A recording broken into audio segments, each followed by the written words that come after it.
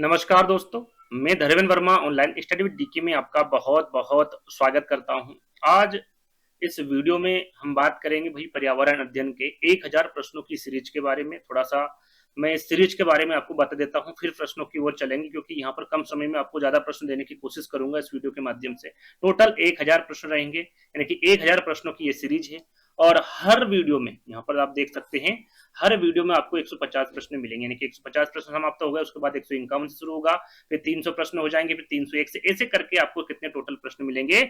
1000 प्रश्न। और ये 1000 जो प्रश्न है ये वन लाइनर है और ये जितने भी आपके सिलेबस है पर्यावरण अध्ययन का, उन सभी में से प्रश्न को निकाला गया है। ऐसा नहीं है कि कुछ टॉपिकों से लिया गया, सारे टॉपिक इसमें इंक्लूड है, तो स्किप नहीं करना है आपको। कम समय में आपको ज्यादा प्रश्न देने की कोशिश करेंगे, वन लाइनर है यानी कि प्रश्न और उसके बाद आपको डायरेक्टली आंसर मिलने वाला है। तो कम समय में ज्यादा प्रश्न मिलने वाला, बेहतर तैयारी आपकी हो जाएगी। आपका यहाँ पर एक आकलन भी हो जाएगा किस प्रकार के प्रश्न पूछे जाते हैं।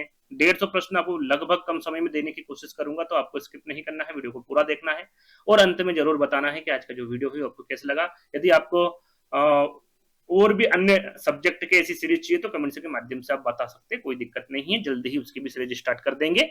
तो पहला प्रश्न आपसे पूछा गया है कि पर्यावरण में उपस्थित जैविक और अजैविक घटकों के मध्य के संक्रमण क्षेत्र को क्या कहा जाता है? ये रहा आपका जैविक, बी से यहाँ पर मैं इसको बता रहा हूं, और ये है आपका अजैविक, है ना।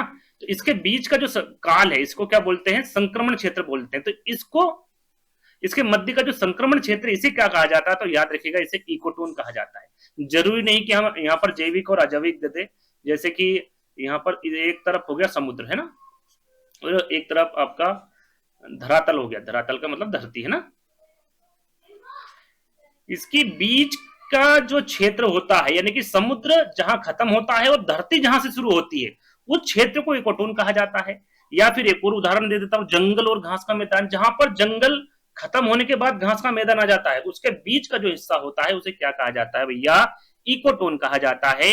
यदि सरल भाषा में हम देखें कि जहां पर दो अलग अलग परिस्थिति तंत्रों के बीच का हिस्सा, जहां दोनों की विशेषता पाई जाती है, जैसे कि यहां पर देखिए समुद्र और धरातल, ये दोनों अलग अलग परिस्थिति तंत्र हैं और इन दोनों की यहाँ पर विशेषता बताई जा रही है। यहाँ पर जो बीच का हिस्सा है ये समुद्र की विशेषता बताएगा और धरातल की स्थिति के बारे में बताएगा, यानी कि इसकी विशेषता के बारे में बताएगा। तो एक सरल सा उदाहरण के माध्यम से भी मैं आपको समझा चुका हूं, क्योंकि यहाँ पर जरूरी नहीं है कि जैविक और अजैविक आ जाए, कुछ भी आ सकता है। उन दोनों के बीच का जो क्षेत्र होता है, जो संक्रमण क्षेत्र होता है, उसे क्या कहा जाता है भैया? इकोटोन कहा जाता है। ठीक, आगे बढ़ेंगे। रामसर सम्मेलन जो 1971 में हुआ था, मुख्य रूप से किसके संरक्षण से संबंधित है? सरल सा प्रश्न है, सभी को पता होगा, ये आर्द्र भूमियों के संरक्षण से संबंधित है। रामसर सम्मेलन यानी कि जहां दलदली और नमी वाली जो जमीन होती है, जैसे जो झील और तालाब होते हैं ना, उसको सूखने और नष्ट होने से बचाने का एक वैश्विक समझौता था, जिसे आर्द्र भूमि भी आप कह सकते हैं, आर्द्र भूमियों के संरक्षण से, है ना। आगे बढ़ेंगे, सन याद रखिएगा 1971। खतरनाक अपशिष्ट पदार्थों के सीमा पार संचलन पर नियंत्रण रखने के लिए 1990 में कौन सा समझौता लागू किया गया था? यहाँ पर देखिए सन भी दिया हुआ है, इन सन को भी आपको ध्यान में रखना है। उसको कहा जाता है बेसल कन्वेंशन। क्या है भैया बेसल कन्वेंशन? यह समझौता इसलिए किया गया था ताकि जो विकसित देश है वो अपना खतरनाक रासायनिक कचरा गरीब या जो विकासशील देश है उन पर ना फेंक सके, है ना। यहाँ पर सरल से भाषा में भी मैं इसको डिस्क्राइब करूंगा, तो सुन लीजिएगा आराम से। तो इसे क्या कहा जाता है? बेसल कन्वेंशन कहा जाता है समझौते को, है ना। चलिए आगे बढ़ेंगे। चौथा प्रश्न आपसे पूछा गया है कि वायुमंडल में ओजोन परत के क्षरण को रोकने के लिए वर्ष 1987 में कौन सा अंतरराष्ट्रीय प्रोटोकॉल अपनाया गया था? 1987 याद रखिएगा, वायुमंडल में ओजोन परत के क्षरण को रोकने के लिए, तो उसे कहा जाता है मॉन्ट्रियल प्रोटोकॉल। क्या कहा जाता है भैया? Montreal protocol. इसका उद्देश्य क्या है? उन गैसों पर रोक लगाना है जो सूर्य की हानिकारक पराबैंगनी किरणों से बचाने वाली ओजोन परत को नष्ट कर रही है, जो कि यहाँ पर स्पष्ट रूप से लिखा हुआ है कि वायुमंडल में ओजोन परत के क्षरण को रोकने के लिए कौन से अंतरराष्ट्रीय प्रोटोकॉल को अपनाया गया था? 1987 में मॉन्ट्रियल प्रोटोकॉल का अपनाया गया था। याद रखिएगा, सारे के सारे प्रश्न अच्छे हैं, आपको याद होना चाहिए। अगला प्रश्न पूछा गया है कि ग्रीन हाउस गैसों के उत्सर्जन को कम करने के लिए वर्ष 1997 में किस प्रोटोकॉल पर हस्ताक्षर किए गए थे? 1997 की यहाँ पर बात की जा रही है, तो उस का नाम, उस प्रोटोकॉल का नाम है क्योटो प्रोटोकॉल। क्या नाम है भैया उसका? Kyoto protocol. यहाँ धरती का तापमान बढ़ाने वाली जो ग्लोबल वार्मिंग यानी कि जो कार्बन डाइऑक्साइड होती है, उन गैसों को कम करने का एक क्या है? ये एक अंतरराष्ट्रीय लक्ष्य, जिसे क्या कहा गया है? Kyoto protocol. ग्रीन हाउस गैसों के उत्सर्जन को कम करने के लिए है ना। सन याद रखिएगा 1997 में। क्या नाम है उसका? Kyoto protocol. ठीक, आगे बढ़ेंगे। स्टॉकहोम कन्वेंशन 2001 का जो मुख्य उद्देश्य है पर्यावरण को किन प्रदूषकों से बचाना है, स्टॉकहोम कन्वेंशन की यहाँ पर बात की जा रही है। तो जो स्थानीय कार्बनिक प्रदूषक है, क्या है? स्थानीय कार्बनिक प्रदूषक। यहाँ पर देखिए स्टॉकहोम कन्वेंशन को हम यदि सरल भाषा में समझे तो यहाँ पर्यावरण और मानव स्वास्थ्य को उन जहरीली रसायन जैसे कि जो कुछ कीटनाशक पदार्थ होते हैं उनसे बचाता है जो लंबे समय तक नष्ट नहीं होते हैं ना। इस प्रकार से इनको नष्ट करने के लिए एक समझौता बनाया गया है जिसे क्या कहा गया है? स्टॉकहोम कन्वेंशन समझौता, है ना। तो इसको याद रखिएगा।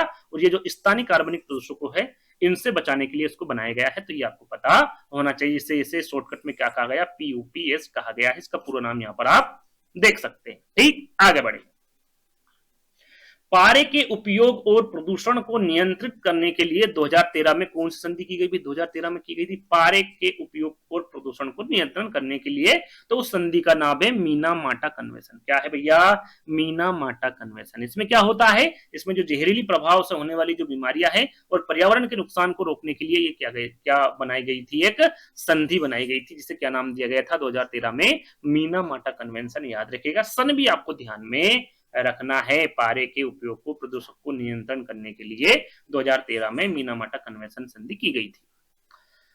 विलुप्त प्राय जीवों और वनस्पतियों के अंतरराष्ट्रीय व्यापार को रोकने के लिए CITES समझौते की स्थापना कब हुई थी? देखिए इसका पूरा नाम हिंदी में और इंग्लिश में दोनों में आपको पता होना चाहिए क्योंकि ये हिंदी में इंग्लिश में पूछा जा सकता है और ये अधिकतर पूछा भी गया है ना। और भी जो नाम होते हैं उनके पूरा नाम पूछा जाता है। तो पहले इसका जैसे कि यहाँ पर आंसर लिखा हुआ समझौते की स्थापना कब हुई थी? तो 3 मार्च 1973 में हुई थी। देखिए यहाँ पर स्थापना के बारे में पूछे तो 3 मार्च 1973 में, और ये लागू कब हुआ था? तो ये हुआ था 1975 में। स्थापना हुई थी 1973 में और लागू इसको 1975 में किया था। अब इसका पूरा नाम जान लेते हैं, थोड़ा सा समय लूंगा, मैं लिखूंगा तो आपको समझ में आ जाएगा। CITES, है ना।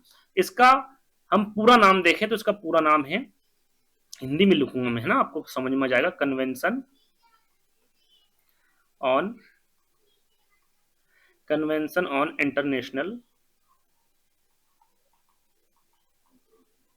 इंटरनेशनल ट्रेड इन एंजर्ड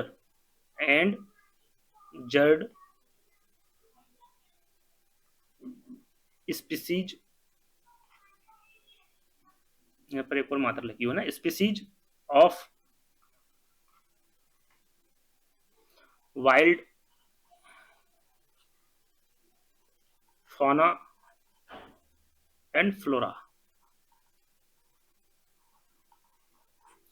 CITES का पूरा नाम एक बार और दोहरा लेते हैं, convention on international trade in endangered species of wild fauna and flora. ये इसका पूरा नाम है। यदि हिंदी में हम जाने तो मैं मौखिक रूप से आपको बता देता हूं। इसका हिंदी में नाम है वन्य जीवों और वनस्पतियों की लुप्तप्राय प्रजातियों के अंतरराष्ट्रीय व्यापार पर कन्वेंशन। ठीक, इसका ये पूरा नाम है। इसकी स्थापना कब हुई थी और इसको लागू कब किया गया था, इन दोनों के बारे में आपको बता चुका हूं। और ये जंगली जानवरों और पौधों के व्यापार के कारण और उनके अस्तित्व खतरे में ना पड़े इसलिए इसको बनाया गया था। ठीक, विलुप्त प्राय और जीवों और वनस्पतियों के अंतरराष्ट्रीय व्यापार को रोकने के लिए इसको बनाया गया था समझौते को, है ना। तो इसका पूरा नाम आपको पता होना चाहिए, कब स्थापना की गई और कब इसे लागू किया गया। इन दोनों के बारे में भी आपको जानकारी होना चाहिए। अगला प्रश्न, विश्व जल दिवस प्रतिवर्ष किस तिथि को मनाया जाता है? सरल सा प्रश्न है, सभी को इसके बारे में पता होगा। ये मनाया जाता है भैया 22 मार्च को। कब मनाया जाता है? 22 मार्च को ये मनाया जाता है। विश्व जल दिवस और मीठे पानी के महत्व को समझाने और जल संरक्षण को बढ़ावा देने के लिए इसे मनाया जाता है। याद रखिएगा, अच्छा प्रश्न है, 22 मार्च आपको ध्यान रखना है। आगे बढ़ेंगे पृथ्वी दिवस के बारे में। पृथ्वी दिवस का आयोजन विश्व स्तर पर कब किया जाता है? तो याद रखिएगा, देखिए विश्व जल दिवस पूछे तो 22 मार्च और पृथ्वी दिवस पूछे तो वो क्या हो जाएगा आपका 22 अप्रैल हो जाएगा। ठीक, आगे बढ़ेंगे। विश्व पर्यावरण दिवस सरल सा प्रश्न है और काफी बार ये प्रश्न पूछा गया है। और कब मनाया जाता है भैया? 5 जून को विश्व पर्यावरण दिवस मनाया जाता है। अच्छा प्रश्न है, काफी बार इसको पूछा गया है, हर टेट एग्जाम में पूछा गया है और अच्छा प्रश्न है ना।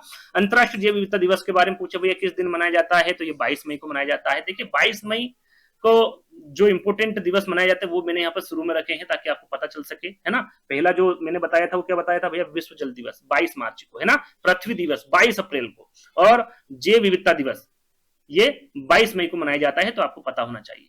आगे बढ़ेंगे। विश्व गोरैया दिवस के बारे में पूछे कि भाई पर्यावरण संरक्षण के लिए कब मनाया जाता है विश्व गोरैया दिवस, तो ये 20 मार्च को मनाया जाता है। कब मनाया जाता है? 20 मार्च को मनाया जाता है विश्व गोरैया दिवस। अंतर्राष्ट्रीय बाघ दिवस के बारे में हम बात करें तो ये 29 जुलाई को मनाया जाता है। कब मनाया जाता है? 29 जुलाई को। अंतर्राष्ट्रीय वन दिवस के बारे में बात करें कि भाई ये प्रतिवर्ष कब मनाया जाता है, तो ये 21 मार्च को मनाया जाता है अंतर्राष्ट्रीय वन दिवस। विश्व जनसंख्या दिवस कब मनाया जाता है, तो भैया ये 11 जुलाई को मनाया जाता है। कब मनाया जाता है?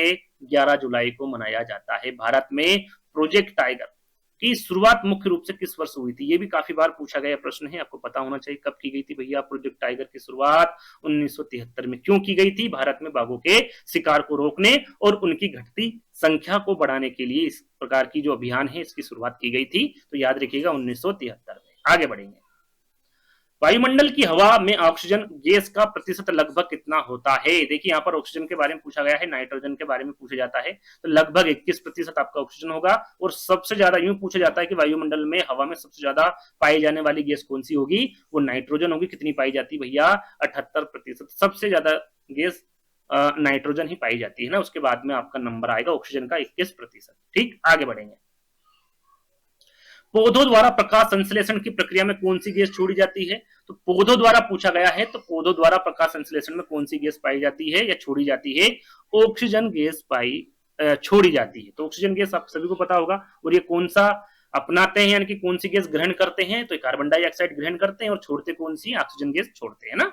चलिए, मृत जीव जंतुओं और अपशिष्ट उत्पादों को भोजन के रूप में ग्रहण करने वाले जीवाणु और कवक को क्या कहा जाता है? सरल सा प्रश्न है, सभी को इसका आंसर पता होगा। इसे क्या कहा जाता है? अपघटक, या इसे मृताभक्षी भी कहा जाता है। ये प्रकृति के सफाई कर्मी होते हैं। यदि पूछे भाई प्रकृति के सफाई कर्मी कौन होते हैं, तो चाहे तो आप अपघटक कह लीजिए या फिर मृताभक्षी कह लीजिए। ये मरे हुए जीवों को सड़ाकर वापस मिट्टी में मिला देते हैं। इस प्रकार के जीव को क्या कहा जाता है? अपघटक या फिर मृताभक्षी कहते हैं। याद रखिएगा, अच्छा प्रश्न है। आगे बढ़ेंगे। अगला प्रश्न है आपका, रेड डाटा बुक जो संकटग्रस्त प्रजातियों की सूची रखती है, किस संस्था द्वारा जारी की जाती है? तो इस संस्था का नाम पूछा गया है। यदि विकल्प देखेंगे 4, तो उसमें नाम लिखा आएगा IUCN, याद रखेगा। और इसका पूरा नाम पूछा तो international union for conservation of nature इसका पूरा नाम होता है। अब रेड डाटा बुक क्या है, इसको सरल शब्दों में हम देखें तो यहाँ ऐसी किताब होती है या फिर ऐसी सूची होती है जिसमें उन जीवों और पौधों का रिकॉर्ड रखा जाता है जिनके खत्म होने का खतरा सबसे ज्यादा होता है या फिर विलुप्त होने का खतरा सबसे ज्यादा होता है, चाहे जीव हो या फिर पौधे हो, है ना। इनका ये डाटा रखती, सूची रखती है, तो उसका क्या नाम है? IUCN, national union for conservation of nature. इसका पूरा नाम भी आपको पता होना चाहिए। आगे बढ़ेंगे। विश्व में हाथी दिवस के बारे में पूछा गया है, भाई इसे कब मनाया जाता है, तो याद रखिएगा ये 12 अगस्त को मनाया जाता है विश्व हाथी दिवस। आगे देखेंगे, वायु प्रदूषण विशेषकर सल्फर डाइऑक्साइड और नाइट्रोजन ऑक्साइड पूरा लिखा हुआ है ना, नाइट्रोजन ऑक्साइड सल्फर डाइऑक्साइड है। और ये नाइट्रोजन ऑक्साइड पर्यावरण में मुख्य रूप से किस घटना का कारण बनते हैं, तो जब वायु में सल्फर डाइऑक्साइड और नाइट्रोजन ऑक्साइड मिलती है तो वो अम्लीय वर्षा का कारण बनती है, यानी कि एसिड रेन। अब अम्लीय वर्षा क्या होती है, यदि हम सरल भाषा में देखें तो कारखानों और वाहनों के धुएं में मौजूद जो हानिकारक गैस होती है, जब वो बारिश के पानी के साथ मिल जाती है और धरती पर गिरती है तो उसे क्या कहा जाता है भैया? अम्लीय वर्षा कहते हैं, उसे एसिड रेन कहा जाता है। और जिसमें खासकर क्या होते हैं, क्या कौन सी गैस होती? सल्फर डाइऑक्साइड और नाइट्रोजन ऑक्साइड होती। ठीक, आगे बढ़ेंगे। हाइड्रोफ्लोरोकार्बन यानी कि HFCs की यहाँ पर बात की जा रही है। इसको चरणबद्ध तरीके से कम करने के लिए मॉन्ट्रियल प्रोटोकॉल में 2016 में कौन सा संशोधन किया गया था, तो संशोधन का नाम है किंगाली संशोधन। यहाँ पर देखिए हाइड्रोफ्लोरोकार्बन की बात की जा रही है, तो ये सबसे ज्यादा इस्तेमाल किसमें होता है, तो जो एसी होती है, जो फ्रिज होती है, उसमें इसका सबसे ज्यादा इस्तेमाल किया जाता है। इससे सबसे ज्यादा गर्मी बढ़ने का खतरा होता है और बढ़ती ही है। और इसे कम करने के लिए ये जो संशोधन किया गया था, किंगाली संशोधन किया गया था, यानी कि कह सकते हैं कि यह मॉन्ट्रियल प्रोटोकॉल का एक नया कदम है जिसमें HFC गैस जो कि एसी और फ्रिज में इस्तेमाल होती है और ये सबसे ज्यादा गर्मी बढ़ाती है, इसको कम करने का लक्ष्य रखा गया था 2016 में। और इस संशोधन को क्या कहा गया है? किंगाली संशोधन कहा गया है। याद रखिएगा, अच्छा प्रश्न है। आगे बढ़ेंगे। महासागरों में जल स्तर में वृद्धि का प्राथमिक पर्यावरणीकरण, देखिए यहाँ पर प्राथमिक पर्यावरणीय कारण पूछा गया तो वो ग्लोबल वार्मिंग के कारण ध्रुवीय बर्फ का पिघलना। ग्लोबल वार्मिंग का मतलब होता है धरती का तापमान बढ़ना, है ना। धरती के तापमान बढ़ने के कारण पहाड़ों और ध्रुवी की बर्फ तेजी से पिघल रही, जिससे समुद्र का पानी क्या आ रहा, ऊपर आ रहा है ना, उसकी वजह से डूबने का खतरा बढ़ रहा है। तो ये जो प्राथमिक पर्यावरण कारण है वो ग्लोबल वार्मिंग के कारण ध्रुवीय बर्फ का पिघलना है। आगे बढ़ेंगे। क्षेत्रफल और देशों की संख्या के आधार पर विश्व का सबसे बड़ा महाद्वीप कौन सा है? सबसे बड़ा महाद्वीप कौन सा क्षेत्रफल के हिसाब से? एशिया महाद्वीप, क्योंकि दो जो सबसे बड़े देश है भारत और चीन, ये इसी के अंतर्गत आते हैं, किसके? एशिया महाद्वीप के अंतर्गत आते हैं, इसलिए क्षेत्रफल की दृष्टि से या और देशों की जनसंख्या के आधार पर विश्व का सबसे बड़ा महाद्वीप है एशिया महाद्वीप, याद रखिएगा। अच्छा प्रश्न है। आगे बढ़ेंगे। अगला प्रश्न आपसे पूछा गया है, विश्व का वहां कौन सा महाद्वीप है जहां एक भी मरुस्थल नहीं पाया जाता है? अच्छा प्रश्न, एक भी मरुस्थल नहीं पाया जाता है, वो है यूरोप। अब क्यों नहीं पाया जाता? क्योंकि यहाँ जलवायु ठंडी और नम होती है, इसलिए यहाँ रेत या फिर रेगिस्तान या फिर जो मरुस्थल है उसके बनने जैसी भौगोलिक स्थिति यहाँ पर पैदा नहीं होती, इसलिए यहाँ पर मरुस्थल नहीं पाया जाता है। कौन सा महाद्वीप है? यूरोप महाद्वीप है ना। चलिए, अफ्रीका महाद्वीप में बहने वाली विश्व की सबसे लंबी नदी का नाम क्या है? यहाँ पर देखिए विश्व की सबसे लंबी नदी के बारे में पूछा गया है ना। कहां पर बहती है? अफ्रीका महाद्वीप में बहती है। क्या नाम है इसका भैया? नील नदी। सीधा सीधा भी पूछा जा सकता है कि विश्व की सबसे लंबी नदी कौन सी है, तो वो है आपकी नील नदी। यहाँ पर इसकी लंबाई में आपको लिख रहा हूं 6650 किलोमीटर, ये लंबाई अभी याद रखिएगा, 6650 किलोमीटर लंबाई याद रखिएगा। 2 से 3 प्रश्न बाद एक और प्रश्न बताऊंगा जिसमें ये आपको काम आएगा। 6650 याद रखिएगा, आगे आपको काम आने वाला है। क्यों काम आएगा वो आगे मैं बताऊंगा, है ना। अगला प्रश्न, उत्तरी अमेरिका में स्थित विश्व में मीठे पानी की सबसे बड़ी झील कौन सी? देखिए यहाँ पर विश्व में मीठे पानी की सबसे बड़ी झील पूछी गई है, कहां पर स्थित है? उत्तरी अमेरिका में स्थित है, और इस झील का नाम क्या है? सुपीरियर झील है। ये विश्व की सबसे मीठे पानी की झील है, सबसे बड़ी झील है, ये आपको ध्यान रखना है। और इसे क्षेत्रफल की दृष्टि से यदि यहाँ पर विश्व में मीठे पानी की सबसे बड़ी झील ना पूछती हूँ, यहाँ पर पूछ ले कि क्षेत्रफल की दृष्टि से सबसे मीठे पानी की झील कौन सी विश्व में, तो वो भी आपकी कौन सी होगी? सुपीरियर झील होगी, याद रखिएगा। विश्व की सबसे गहरी झील कौन सी है? जो रूस में स्थित सबसे गहरी झील कौन सी है? बैकाल झील। कहां पर स्थित है? रूस में है। दो प्रश्न आपके यहाँ पर बन रहे हैं कि भाई विश्व की सबसे बड़ी गहरी झील कौन सी है, तो वो बैकाल झील है। कहां पर स्थित है? रूस में स्थित है। ठीक, आगे बढ़ेंगे। खारे पानी की दृष्टि से विश्व की सबसे बड़ी झील कौन सी है? उसका नाम है कैंपियन सागर। क्या नाम है भैया उसका? कैंपियन सागर। यहाँ आकार में इतना विशाल है कि इसे झील की जगह क्या कहा जाता है भैया? सागर कहा जाता है। ये है तो झील, लेकिन इसे कहा क्या जाता है? सागर कहा जाता है। क्यों कहा जाता है? क्योंकि ये आकार की दृष्टि में बहुत बड़ी या चारों तरफ से जमीन से घिरा है, और इसका पानी कैसा रहता है? नमकीन होता है, खारा होता है। क्या नाम है इसका? कैंपियन सागर है। ठीक, आगे बढ़ेंगे। दक्षिण अमेरिका की सबसे विशाल और जल ग्रहण क्षमता वाली नदी कौन सी है? अभी थोड़ी देर पहले मैंने आपको बताया था नील नदी के बारे में। ये क्या नील नदी भैया? ये दुनिया की यानी कि विश्व की सबसे लंबी नदी है, और बताया था कि आपको याद रखना सबसे लंबी नदी के बारे में। और इसकी लंबाई कितनी बताई थी मैंने? 6650 किलोमीटर। अब यहां पर मैं ये क्यों बता रहा हूं? क्योंकि यदि सबसे लंबी नदी के बारे में पूछे तो वो रहेगी आपकी नील नदी, लेकिन विश्व की सबसे दूसरी नदी लंबी नदी पूछे तो वो कौन सी होगी?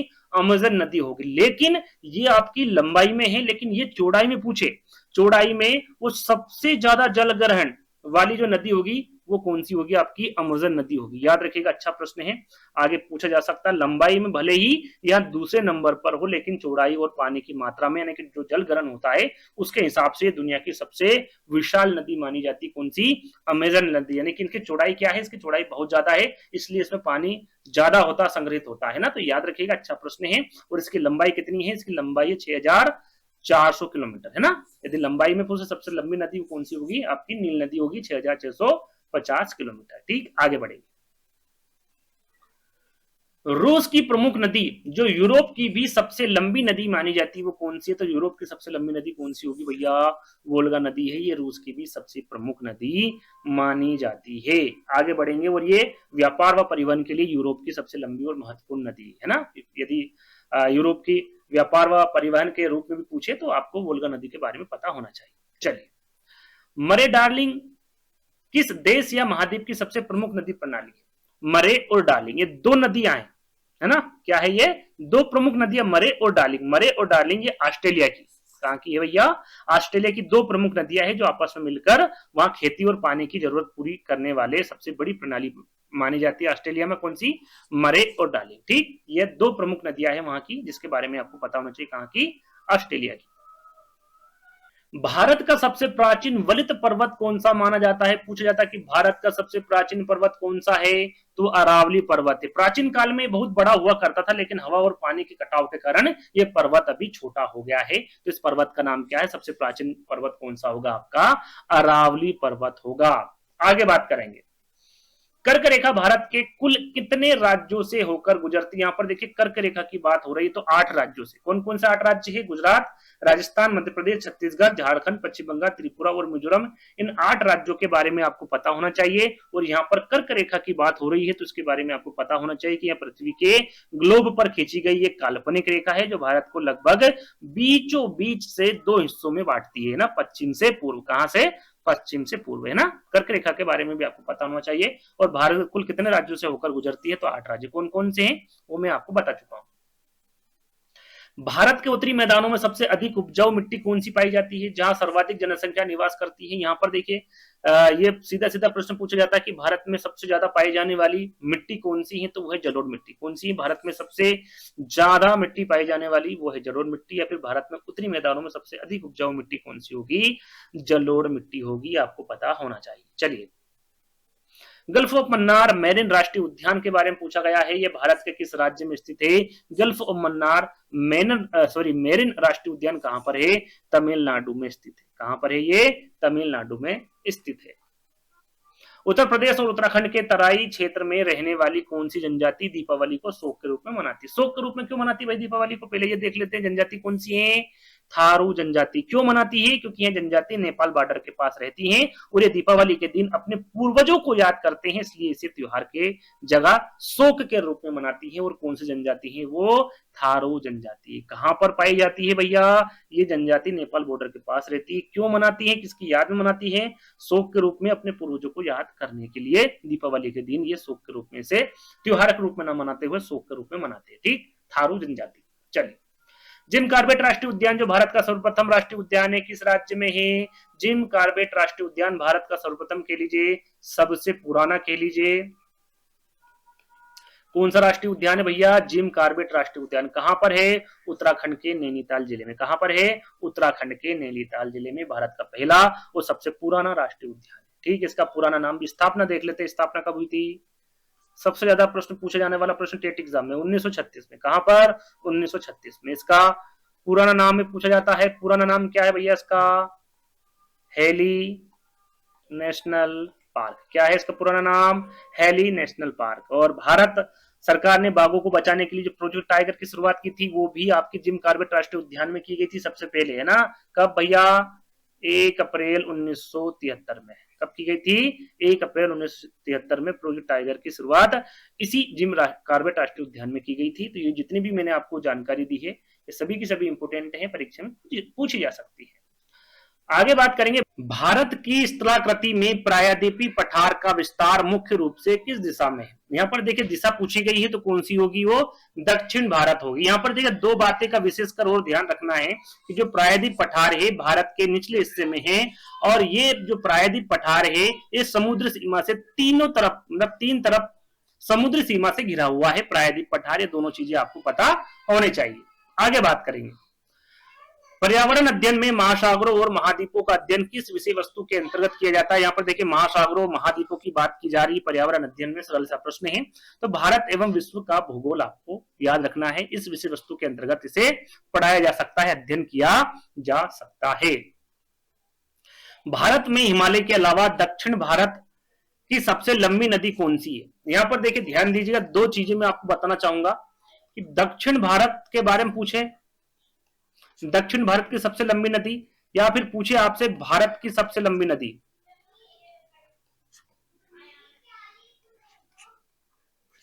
यदि आपसे भारत की सबसे लंबी नदी पूछे तो वो है गंगा नदी। कौन सी है? गंगा नदी। सीधा सीधा आपसे पूछे कि भाई भारत की सबसे लंबी नदी कौन सी है? तो गंगा नदी, गंगा नदी। लेकिन दक्षिण भारत की सबसे लंबी नदी पूछे तो वो कौन सी होगी? गोदावरी नदी, है ना, क्योंकि ये भारत की सबसे दूसरी लंबी नदी है गोदावरी नदी भारत की, है ना। लेकिन सीधा सीधा पूछे कि भारत की सबसे लंबी नदी कौन सी है, तो वो गंगा नदी होगी। लेकिन दक्षिण भारत की पूछे या फिर प्रायद्वीपी भारत की पूछे तो वो गोदावरी नदी होगी। इस बात का आपको विशेष ध्यान रखना है। ठीक, आगे बढ़ेंगे। किस नदी प्रणाली को चीन की प्रमुख नदी माना जाता है? यहां पर देखिए चीन की प्रमुख नदी के बारे में पूछा गया है, वो है यांगची नदी। और यांगची नदी के बारे में आपको पता होना चाहिए, चीन की सबसे लंबी नदी और विश्व की सबसे तीसरी लंबी नदी मानी जाती है यांगची नदी, है ना। चीन की सबसे लंबी नदी और विश्व की बात करें तो ये तीसरे नंबर पर आती है सबसे लंबी नदी के अंतर्गत, है ना। तो ये आपको पता होना चाहिए। मिसिसिपी और मिसौरी ये दो अलग अलग नदियां हैं, इनके बारे में पूछा गया है कि नदी प्रणाली मुख्य रूप से किस देश में बहती है? तो ये संयुक्त राज्य अमेरिका में बहती। कहां पर? संयुक्त राज्य अमेरिका में बहती हैं। और ये दो बड़ी नदियां हैं जो मिलकर अमेरिका का सबसे बड़ा नदी तंत्र बनाती है। और दो नदी कौन कौन सी है? मिसिसिपी और मिसौरी। ठीक, आगे बढ़ेंगे। उत्तर प्रदेश का एकमात्र राष्ट्रीय उद्यान कौन सा है? उत्तर प्रदेश में एक ही राष्ट्रीय उद्यान है, उसका नाम पूछा गया है, क्या है भैया? दूधवा राष्ट्रीय उद्यान। कहां पर है उत्तर प्रदेश में? तो लखीमपुर खीरी जिले में स्थित है आपका दूधवा राष्ट्रीय उद्यान। अगला प्रश्न पूछा गया आपसे कि उत्तर प्रदेश में ऊंटों और पशुओं का सबसे बड़ा बटेश्वर मेला कहां आयोजित होता है? एक प्रश्न और आपसे पूछा जाए कि भारत में सबसे बड़ा पशु मेला कहां पर आयोजित होता है? तो ये होता है भैया सोनपुर में। कहां होता है? सोनपुर में। सोनपुर कहां पर है? बिहार में। कहां पर है? तो यदि राज्य की पूछे तो बिहार और जिले की पूछे तो सोनपुर में, है ना। और यहां पर क्यों बता रहा हूं ये सबसे बड़ा पशु मेला, ये क्यों बता रहा हूं मैं यहां पर? क्योंकि जो ये मेले की बात कर रहा हूं मैं, बटेश्वर मेला, ये भारत का दूसरा सबसे बड़ा मेला है पशुओं का। पहला पूछे तो आपका बिहार सोनपुर, दूसरा पूछे तो आपका जो उत्तर प्रदेश में बटेश्वर मेला है ये है। और बटेश्वर मेला कहां पर है उत्तर प्रदेश में? कहां लगता है? आगरा में लगता है। इसके बारे में आपको पता होना चाहिए। ठीक, आगे बढ़ेंगे। हिंदू मुस्लिम एकता का प्रतीक माने जाने वाला मंदिर, जो प्रसिद्ध मंदिर है नौचंदी मेला, उत्तर प्रदेश के किस जिले में लगता है? तो ये मेरठ जिले में लगता है। क्या होता है इसमें भैया? हिंदू मुस्लिम एकता का प्रतीक क्यों माना जाता है? क्योंकि उत्तर प्रदेश के मेरठ में लगने वाला ये जो मेला है, एक तरफ चंडी देवी का मंदिर है और दूसरी तरफ एक मुस्लिम संत की मजार है, इसलिए यहाँ दोनों धर्मों के मिलन का प्रतीक है, हिंदू मुस्लिम एकता का प्रतीक माना जाता है। और ये नौचंदी का मेला है और ये कहां पर लगता है? उत्तर प्रदेश के मेरठ जिले में लगता है। ये आपको पता होना चाहिए। चलिए, अगला प्रश्न पूछा गया है कि मकर संक्रांति के अवसर पर प्रसिद्ध खिचड़ी मेला का आयोजन उत्तर प्रदेश में कहां किया जाता है? तो ये गोरखपुर में किया था। कहां पर? गोरखपुर में। उत्तर प्रदेश के गोरखनाथ मंदिर में मकर संक्रांति पर यह विशाल मेला लगता है, जहां बाबा गोरखनाथ को विशेष रूप से खिचड़ी चढ़ाई जाती है, इसलिए इसे क्या नाम दिया गया? खिचड़ी मेला दिया गया। और ये कहां पर है? गोरखपुर में। और गोरखपुर गोरखनाथ मंदिर के नाम से इनका जो गोरखपुर है वो पड़ा था, आपको पता होना चाहिए। गोरखपुर से गोरखनाथ, है ना। गोरखनाथ मंदिर में मकर संक्रांति पर यहां विशाल मेला लगता है, जहां बाबा गोरखनाथ को विशेष रूप से क्या खिलाई जाती है? खिचड़ी खिलाई जाती है। और इसी के नाम पर इस मेले का नाम पड़ा था खिचड़ी मेला। ठीक, आगे बढ़ेंगे। शांकुभरी देवी मेला उत्तर प्रदेश के किस जिले में बड़ी श्रद्धा के साथ आयोजित होता है? यहाँ पर देखिए शांकुभरी देवी मेला, ये काफी बार पूछा गया प्रश्न है। तो ये सहारनपुर में। कहां पर? सहारनपुर में। और ये जो शांकुभरी देवी मेला है सहारनपुर में शिवालिक पहाड़ियों के बीच माता शांकुभरी के मंदिर में नवरात्रि के समय लगने वाला एक यूपी का यानी कि उत्तर प्रदेश का सबसे बड़ा धार्मिक मेला है। कब लगता है? नवरात्रि के समय लगता है ना, शांकुभरी देवी मेला। ये जरूर पूछा जाता है, जो प्रश्न में पूछा गया भाई कहां पर आयोजित होता है, किस जिले में? तो सहारनपुर में होता है। ये आपको पता होना चाहिए। आगे बढ़ेंगे। राम बारात उत्सव उत्तर प्रदेश के किस शहर की एक प्रमुख सांस्कृतिक पहचान है? यहां पर राम बारात उत्सव उत्तर प्रदेश के शहर की एक प्रमुख सांस्कृतिक पहचान है। तो ये आगरा की है। कहां की भैया? आगरा की है। क्या होता है यहाँ पर? आगरा में रामलीला के मैदान भगवान राम की बारात बहुत भव्य तरीके से पूरे शहर में निकाली जाती है, जो यहाँ की पुरानी क्या है? परंपरा है, प्रमुख सांस्कृतिक पहचान है। कहां की? आगरा की। क्या होता है यहाँ पर? राम बारात उत्सव मनाया जाता है बड़ी धूमधाम से। तो याद रखिएगा, अच्छा प्रश्न है।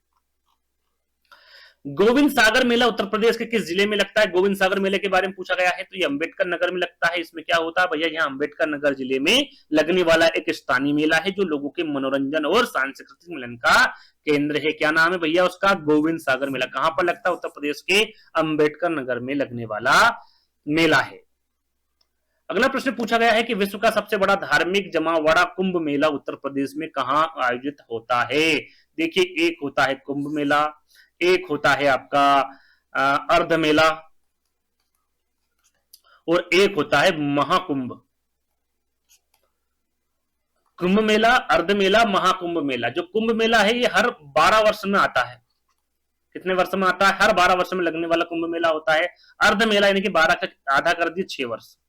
और जो महाकुंभ है ये 144 वर्षों में एक बार आता है। अभी 2025 में जो आपका प्रयागराज इलाहाबाद में जो मेला लगा था वो महाकुंभ मेला था। वो 144 वर्ष में आने वाला एकमात्र महाकुंभ मेला था। इसके पहले 144 वर्ष पहले वो मेला लगा हुआ था जिसे महाकुंभ कहा गया था, और अब 2025 में लगा हुआ था। 144 वर्ष पूरे हो चुके थे तो इसे महाकुंभ कहा गया था, है ना। महाकुंभ 144 वर्ष यानी कि जैसे कि 12 वर्ष में एक बार मनाया जाता है, ऐसे ही जो महाकुंभ है ये 12 वर्ष करके 12 वर्ष होंगे तभी जाके, यानी कि 12 इंटू 12 करेंगे तो 144 वर्ष हो जाएंगे आपके कंप्लीट, और तब जाके महाकुंभ आता है। तो याद रखिएगा, कुंभ मेले के बारे में पूछे कि कुंभ मेला कितने वर्षों में आयोजित होता, तो 12 वर्ष में, अर्ध मेला 6 वर्ष में, और महाकुंभ के बारे में पूछे तो 144 वर्षों में एक बार इस महाकुंभ, इस कुंभ का आयोजन होता है ना। कितना? 140 वर्ष में। ये आपको पता होना चाहिए। तो यहाँ पर पूछा क्या गया भैया, विश्व का सबसे बड़ा धार्मिक जमावड़ा कुंभ मेला उत्तर प्रदेश के कहां आयोजित होता है? प्रयागराज यानी कि इलाहाबाद में होता है। आपको पता होगा कि ये 4 जगहों पर आयोजित होता है। कहां पर? 4 जगह पर। एक तो प्रयागराज हो गया, एक हो गया आपका हरिद्वार, और फिर हो गया आपका उज्जैन शिप्रा नदी के तट पर है ना, और हरिद्वार में गंगा नदी। यहाँ पर नदी के बारे में भी आपको बताता हूं, गंगा नदी, यह आपका शिप्रा नदी, उज्जैन के बाद में आपका हो गया नासिक, ये गोदावरी नदी। आ गया समझ में आपको? ये प्रयागराज, हरिद्वार, उज्जैन और नासिक, ये 4 जगहों पर आपका जो कुंभ मेला है वो लगता है। तो आपको पता होना चाहिए। और ये मैंने आपको जानकारी दे दी भाई, महाकुंभ जो है प्रयागराज में हर 140 वर्ष के बाद महाकुंभ का आयोजन किया जाता है। 6 साल में अर्ध कुंभ और 12 साल में कुंभ मेले का आयोजन होता है। तो इसके बारे में आपको पता होना चाहिए क्योंकि काफी बार ये प्रश्न पूछा गया है। कैमूर वन्यजीव अभ्यारण्य जो यूपी का सबसे बड़ा अभ्यारण्य है, किन जिलों में फैला है? तो ये मिर्जापुर और सोनभद्र। कहां पर फैला भैया? कैमूर वन्यजीव अभ्यारण्य, ये पता होना चाहिए कहां पर स्थित है। यूपी यानी कि उत्तर प्रदेश में स्थित है, और ये यूपी का सबसे बड़ा अभ्यारण्य है। और ये कहां पर फैला हुआ, किन किन जिलों में फैला हुआ? तो मिर्जापुर और सोनभद्र में फैला हुआ अभ्यारण्य है कैमूर वन्यजीव अभ्यारण्य। ठीक, आगे बढ़ेंगे। राजदरी और देवदरी जलप्रपातों के लिए प्रसिद्ध चंद्रप्रभा वन्यजीव अभ्यारण्य उत्तर प्रदेश में कहां स्थित है? तो यहाँ पर राजदरी और देवदरी जलप्रपातों के लिए पूछा गया है। प्रसिद्ध चंद्रप्रभा जो वन्यजीव अभ्यारण्य है उत्तर प्रदेश के चंदौली जिले में स्थित है। कहां पर है भैया? चंदौली जिले में स्थित है। ये आपको पता होना चाहिए कि राजदरी और देवदरी जो जलप्रपात है ये कहां पर स्थित है, किस अभ्यारण्य में स्थित है? चंद्रप्रभा वन्यजीव अभ्यारण्य में स्थित है। और चंद्रप्रभा वन्यजीव अभ्यारण्य कहां स्थित है? तो ये उत्तर प्रदेश में स्थित है। और ये उत्तर प्रदेश में कहां स्थित है? तो चंदौली जिले में स्थित है। 3 से 4 प्रश्न आपके यहीं पर बन गए, तो इनके बारे में भी आपको जानकारी होना चाहिए। ठीक, आगे बढ़ेंगे। नवाबगंज पक्षी अभ्यारण्य जिसका नाम बदलकर अब चंद्रशेखर आजाद पक्षी अभ्यारण्य कर दिया गया है, ये कहां पर है भैया? आपका उत्तर प्रदेश में, तो ये उन्नाव जिले में है। कहां पर है? उन्नाव जिले में। पहले क्या नाम था भैया इसका? नवाबगंज पक्षी अभ्यारण्य, जिसका नाम बदलकर क्या कर दिया? यदि ये प्रश्न पूछे तो आपको पता होना चाहिए, चंद्रशेखर आजाद पक्षी अभ्यारण्य से कर दिया गया है। और कहां पर स्थित है? उन्नाव जिले में स्थित है। आगे बढ़ेंगे। समसपुर पक्षी अभ्यारण्य, समसपुर पक्षी अभ्यारण्य उत्तर प्रदेश के किस जिले में स्थित है? तो ये रायबरेली जिले में स्थित है। अब ये आपको पता होना चाहिए कि समसपुर पक्षी अभ्यारण्य कहां स्थित है? उत्तर प्रदेश में है। उत्तर प्रदेश के किस जिले में है? तो रायबरेली जिले में स्थित है। ये आपको पता होना चाहिए।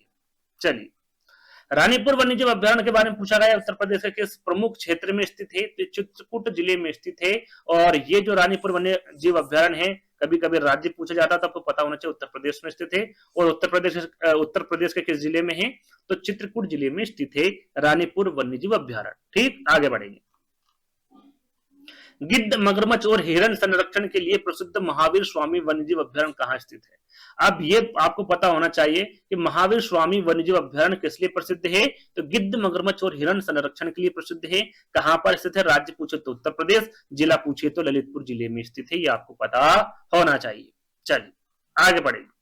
सुहेलवा वन्यजीव अभ्यारण्य उत्तर प्रदेश के किन जिलों की तराई सीमा पर स्थित है। यहाँ पर देखिए सुहेलवा वन्यजीव अभ्यारण्य के बारे में पूछा गया, कहां पर स्थित है, उत्तर प्रदेश में। उत्तर प्रदेश के जिलों के बारे में पूछा गया है तो वह बलरामपुर और श्रावस्ती। यदि यहाँ पर पूछे कि भाई कौन सी बॉर्डर से लगा हुआ है, तो ये आपका नेपाल बॉर्डर से, नेपाल बॉर्डर से लगा हुआ अभ्यारण्य। यदि पूछे कौन सा अभ्यारण्य है तो वो है सुहेलवा वन्यजीव अभ्यारण्य, याद रखिएगा। जिले के बारे में पूछे तो बलरामपुर और श्रावस्ती आपके जिले होंगे, है ना, 2 जिले।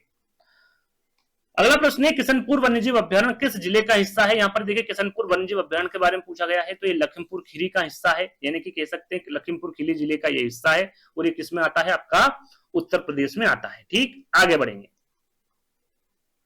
लाख बहोसी पक्षी अभ्यारण्य, लाख बहोसी पक्षी अभ्यारण्य उत्तर प्रदेश में कहां स्थित है, तो याद रखिएगा ये कन्नौज जिले में। कहां पर है, कन्नौज जिले में स्थित है लाख बसोई पक्षी अभ्यारण्य।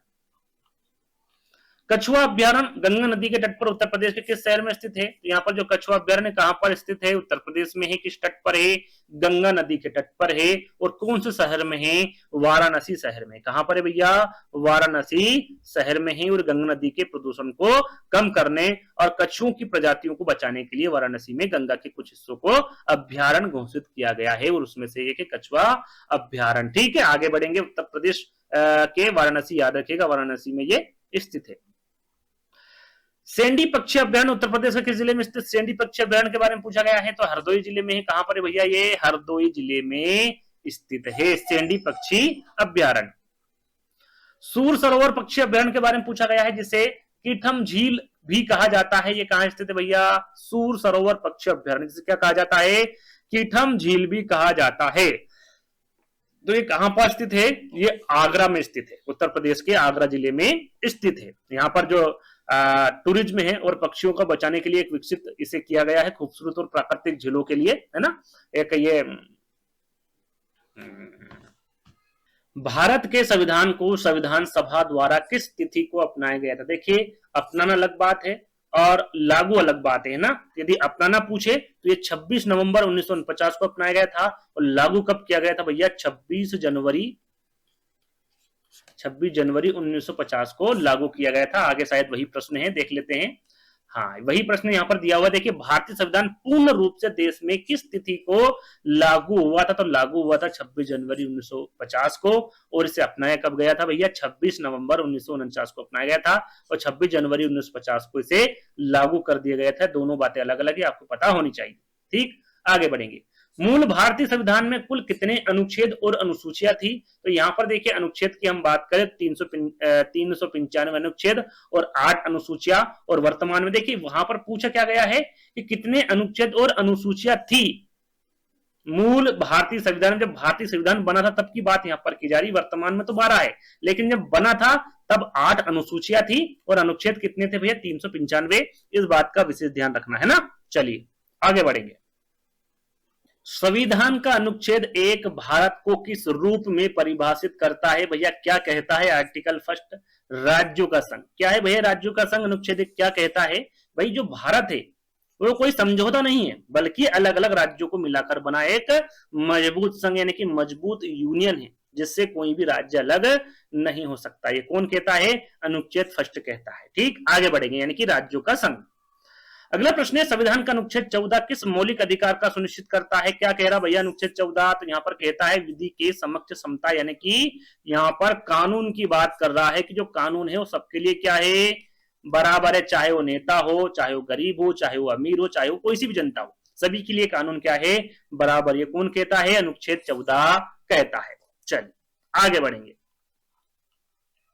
धर्म, मूल वंश, जाति, लिंग या जन्म स्थान के आधार पर भेदभाव का प्रतिषेध किस अनुच्छेद में है, तो ये अनुच्छेद 15 में है। क्या कहता है भैया अनुच्छेद 15 आपका, ये कहता है कि भारत देश के किसी भी नागरिक के साथ उसकी जाति, धर्म या जन्म स्थान के आधार पर सार्वजनिक जगह जैसे कि स्कूल वगैरह जहां पर सार्वजनिक जगह है उस पर कोई भेदभाव ना हो। ये कौन सा अनुच्छेद कहता है, अनुच्छेद 15 कहता है। ठीक, आगे बढ़ेंगे। समाज से अस्पृश्यता का अंत संविधान के किस अनुच्छेद के तहत किया गया है? तो ये किया गया भैया अनुच्छेद 17। क्या कहता है भैया अनुच्छेद 17? तो यह समाज में फैली छुआछूत की जो कुप्रथा है वो पूरी तरह खत्म करने और इसे एक दंडनीय अपराध बनाने के लिए लागू किया गया है। वो कौन सा अनुच्छेद है? अनुच्छेद 17 है ना। समाज में अस्पृश्यता का अंत, जिसे छुआछूत कहते हैं ना, उसका अंत कौन सा अनुच्छेद करता है? अनुच्छेद 17। वाक और अभिव्यक्ति की स्वतंत्रता का अधिकार किस अनुच्छेद में दिया गया है? तो ये दिया गया है अनुच्छेद 19 में। क्या कहता भैया अनुच्छेद 19? लोकतंत्र में यह हर नागरिक को अपनी बात कहने, विचार रखने और शांतिपूर्ण अपनी आवाज उठाने की आजादी देता है, यानी कि वाक और अभिव्यक्ति की स्वतंत्रता कौन से अनुच्छेद में है? अनुच्छेद 19 में। प्राण और दैहिक स्वतंत्रता का संरक्षण किस अनुच्छेद में सन्निहित है? तो ये अनुच्छेद 21 में। क्या कहता है अनुच्छेद 21? यह सबसे महत्वपूर्ण अधिकार है जो इस बात की गारंटी देता है कि बिना कानूनी प्रक्रिया के किसी भी इंसान की जान या उसकी व्यक्तिगत आजादी नहीं छीनी जाएगी। ये कौन सा अनुच्छेद है? अनुच्छेद 21 है। डॉक्टर बी आर अम्बेडकर ने किस अनुच्छेद को संविधान की आत्मा और हृदय कहा है? तो वो कहा है अनुच्छेद 32 को। कौन से अनुच्छेद को कहा है? अनुच्छेद 32 को। संवैधानिक उपचारों का अधिकार क्या है भैया? इसे संविधान की आत्मा कहा जाता है क्योंकि यह अधिकार हमें सीधे सुप्रीम कोर्ट जाने की ताकत देता है। यदि कोई हमारे मौलिक अधिकार को छीनने की कोशिश करे तो आप अनुच्छेद 32 का सहारा ले सकते हैं। इसलिए डॉक्टर बी आर अम्बेडकर ने इस अनुच्छेद को क्या कहा है? संविधान की आत्मा और हृदय कहा है। याद रखिएगा, अच्छा प्रश्न है। अगला प्रश्न पूछा गया आपसे कि राज्य के नीति निर्देशक तत्वों में समान नागरिक संहिता का उल्लेख किए किस अनुच्छेद में है? यहाँ पर राज्य के नीति निर्देशक तत्वों की बात की जा रही है, तो ये है अनुच्छेद 44। क्या है भैया अनुच्छेद 44 में? इसका लक्ष्य है कि पूरे देश में सभी नागरिकों, चाहे वे किसी भी धर्म के हो, के लिए विवाह, तलाक और संपत्ति का एक ही समान कानून हो, अलग अलग कानून ना हो। क्या हो? एक ही, किसी भी धर्म का हो, एक ही कानून हो। ये कौन सा अनुच्छेद है? अनुच्छेद 44 है ना। राज्य के नीति निर्देशक तत्व यानी कि समान नागरिक संहिता की बात यहाँ पर, यूनिफॉर्म सिविल कोड की बात यहाँ पर की जा रही है और वो अनुच्छेद 44 की बात करता है।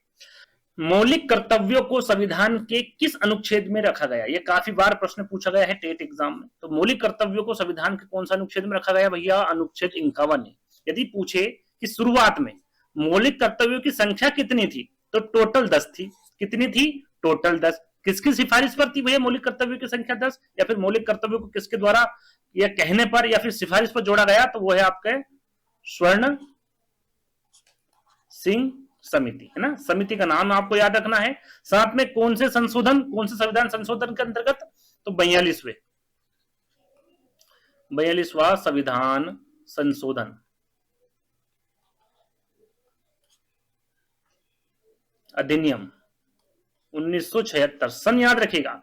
42वें संविधान संशोधन 1976 के अंतर्गत मौलिक कर्तव्यों को जोड़ा गया था। ये सिफारिश किसके द्वारा की गई थी? स्वर्ण सिंह समिति के द्वारा सिफारिश की गई थी और अनुच्छेद 51A में इसका जिक्र किया हुआ है। और वर्तमान में पूछ ले कि वर्तमान में कितने हैं भैया मौलिक कर्तव्य, तो उसकी संख्या 11। वो आगे हम बात करेंगे, यानी कि आने वाले प्रश्न में हम जिक्र करेंगे, जो कि यहाँ पर पूछा भी गया है आपसे कि वर्तमान में भारतीय संविधान में नागरिकों के लिए कितने मौलिक कर्तव्य निर्धारित किए गए हैं। तो वर्तमान में पूछे तो 11 है और शुरुआत में पूछे तो संख्या कितनी थी? 1976 में 10 थी, है ना। अब ये जो 11 मूल कर्तव्य है भैया, मौलिक कर्तव्य है, ये जो जोड़े गए थे ये 2002 में जोड़े गए थे, यानी कि 11वां। अब कौन से संविधान संशोधन में जोड़ा गया था? तो याद रखिएगा वो 42 में जोड़ा गया था और ये 86वें संशोधन में जोड़ा गया है। संशोधन या 42वें संविधान संशोधन में से जोड़ा गया है। 42वें संशोधन 2002, यानी कि 2002 के पहले 10 थे, 2002 में 11वां मौलिक कर्तव्य जोड़ा गया है। अब क्या है भैया इसमें? तो जो 6 से 14 वर्ष के बच्चों को शिक्षा के अवसर देने से जुड़ा हुआ है, यानी कि अनिवार्य कर दी गई शिक्षा 6 से 14 वर्ष के बच्चों को आपको पढ़ाना है, माता पिता को, है ना। तो 11वां मौलिक कर्तव्य जोड़ा गया है 2002 में। इसके बारे में आपको पता होना चाहिए, ठीक। तो वर्तमान में कितने हैं भैया मौलिक कर्तव्य? आपके 11 है। आगे बढ़े। संविधान में संशोधन करने की प्रक्रिया का प्रावधान किस अनुच्छेद में? संविधान में यदि आपको संशोधन करना है तो वो जो प्रक्रिया है वो अनुच्छेद 368 में। क्या है भैया 368 में? तो आपको पता होना चाहिए कि इसमें समय के साथ अगर संविधान में कोई बदलाव या संशोधन करना है या फिर कोई जरूरी काम करना है, जरूरी काम पड़े, तो संसद इसी अनुच्छेद में दी गई प्रक्रिया के तहत वहां बदलाव कर सकती है। उस संशोधन का नाम क्या है भैया? अनुच्छेद का नाम क्या है? 368 में, है ना। संविधान में संशोधन करने की प्रक्रिया अनुच्छेद 368 की प्रावधान के अनुच्छेद में की गई है। संपत्ति के अधिकार को किस संविधान संशोधन द्वारा मौलिक अधिकार से हटाकर कानूनी अधिकार बना दिया गया? पहले मौलिक कर्तव्यों के अंतर्गत संपत्ति का अधिकार भी था, उसे हटा दिया गया है। उसे हटाकर क्या कर दिया गया है? उसे कानूनी अधिकार बना दिया है। ये कौन से संशोधन के द्वारा? तो 44वें संविधान संशोधन द्वारा। कब? 1978 में। सन याद रखिएगा, यदि पूछे तो आपको पता होना चाहिए। ठीक, आगे बढ़ेंगे। भारतीय संसद के 3 मुख्य अंग कौन से? यदि भारतीय संसद को बनाना है तो 3 मुख्य अंग होने चाहिए, यानी कि तीनों से मिलकर भारतीय संसद बनती है। लोकसभा, राज्यसभा और राष्ट्रपति, है ना। ये तीनों से मिलकर क्या बनती है भैया? भारतीय संसद बनती है। तीनों मुख्य अंग होते हैं भारतीय संसद के। आगे बढ़ेंगे। भारतीय संविधान के अनुसार राज्यसभा का जो पदेन सभापति है वो कौन होता है? तो राज्यसभा का जो पदेन सभापति होता है वो भारत का उपराष्ट्रपति होता है। यहां पर मैं आपको बता दूं, कोई चुनाव वगैरह नहीं होता है। ये जो व्यवस्था है संविधान में इस प्रकार से की गई है कि जो भी व्यक्ति भारत का उपराष्ट्रपति बनेगा वहां अपने आप राज्यसभा की बैठकों का जो अध्यक्ष है या पदेन सभापति है वो अपने आप बन जाएंगे। किसी प्रकार का चुनाव नहीं होंगे। तो कौन बनेगा भैया? भारत के उपराष्ट्रपति, है ना। आगे बढ़ेंगे। भारतीय संविधान की संघ सूची में मूल रूप से कितने विषय शामिल है? भारतीय संविधान की संघ सूची, यूनियन लिस्ट के बारे में यहां पर बात की जा रही है, तो वह 97 विषय। कितने भैया? 97 विषय। अब संघ सूची क्या होती है? यहाँ उन राष्ट्रीय महत्व के विषयों की सूची होती है जिन पर कानून बनाने का अधिकार केवल केंद्र सरकार के पास होता है। जैसे कि जो आपकी सेना हो गई, विदेशी मामले हो गए, रेलवे हो गए, इन पर कानून बनाने का अधिकार किसको होगा? केवल केंद्र सरकार को होगा। और कितने विषय होंगे? वो 97 विषय होंगे, 97 विषय होंगे। सर्वोच्च न्यायालय के न्यायाधीशों की सेवानिवृत्ति की आयु कितनी निर्धारित की गई है? तो सर्वोच्च न्यायालय के यानी कि सुप्रीम कोर्ट की यहाँ पर बात की जा रही है। न्यायाधीशों की जो सेवानिवृत्ति की आयु होगी वो 65 वर्ष होगी। कितनी होगी? 65 वर्ष होगी। आपातकाल के दौरान मौलिक अधिकारों को निलंबित करने का अधिकार किसके पास होता है? तो ये होता है भारत के राष्ट्रपति के पास में। किसके पास होता है भैया? भारत के राष्ट्रपति के पास होता है। जब देश पर युद्ध या फिर बाहरी आक्रमण का गंभीर खतरा हो तब आपातकाल के दौरान देश की सुरक्षा के लिए राष्ट्रपति नागरिकों के मूल अधिकारों को कुछ समय के लिए रोक सकते हैं। तो कौन रोकेंगे? भारत के राष्ट्रपति।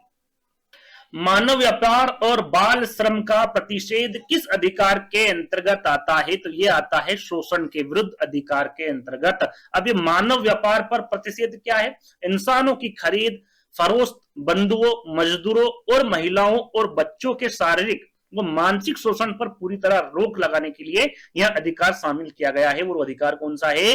मानव व्यापार पर प्रतिषेध, है ना। और ये किसके अंतर्गत आता है? शोषण के विरुद्ध अधिकार के अंतर्गत आता है। ठीक, आगे बढ़ेंगे। भारतीय संविधान में मूल अधिकार किस देश के संविधान से लिया गया है? तो हम यहाँ पर देखिए मूल अधिकार के बारे में बात की गई है, तो ये अमेरिका, यूएसए के संविधान से लिया गया है। भारत संविधान में मूल अधिकार, इसके बारे में मुझे लगता है सभी को जानकारी होगी। आगे बढ़ेंगे। अगला प्रश्न है आपका कि राज्य के नीति निर्देशक तत्व, राज्य के नीति निर्देशक तत्व किस देश से लिए गए हैं? तो ये आयरलैंड के संविधान से लिए गए हैं। राज्य के नीति निर्देशक तत्व। केंद्र और राज्य संबंधों की समीक्षा के लिए भारत सरकार द्वारा किस आयोग का गठन किया गया था? तो उस गठन का नाम है सरकारिया आयोग। अब क्यों की भैया, ऐसा क्यों बनाया गया इस आयोग को? इसका क्या काम था? तो ये बात है 1983। कब की बात है? 1983 की। 1983 में यह जांचने के लिए बनाया गया कि केंद्र सरकार और राज्य सरकारों के बीच शक्तियों को बंटवारा सही से कैसे हो, ताकि दोनों में टकराव की स्थिति ना बने, केंद्र सरकार और राज्य सरकार में। इसलिए इस आयोग का गठन किया गया था। और क्या नाम था इसका? सरकारिया आयोग, है ना। नाम याद रखिएगा आयोग का। भारत के प्रथम मुख्य चुनाव आयुक्त कौन थे? सभी को पता है, सरल सा प्रश्न है। डॉक्टर सुकुमार सेन, ये भारत के प्रथम मुख्य चुनाव आयुक्त रह चुके थे, है ना, पहले, याद रखिएगा। विटामिन B1 थायमिन की कमी से मुख्य रूप से कौन सा रोग होता है जिसमें मांसपेशियां कमजोर हो जाती है? ये भी सरल सा प्रश्न है। विटामिन B या B1 से होने वाला जो रोग है वो कौन सा होगा? आपका बेरी रोग होगा। कौन सा? बेरी रोग। विटामिन B6 की कमी से तंत्रिका तंत्र की समस्या के अलावा मुख्य रूप से कौन सी बीमारी होती है? तो ये होती भैया रक्त अल्पता यानी कि एनीमिया, और साथ में त्वचा रोग हो जाता है। तो B1 से B12 तक आपको पता होना चाहिए कौन कौन सी बीमारियां होती हैं, वो हम एक एक करके यहाँ पर जानेंगे, है ना। यहां पर अगला प्रश्न है, अत्यंत थकान और पर्निशियल एनीमिया किस विटामिन की कमी से होता है?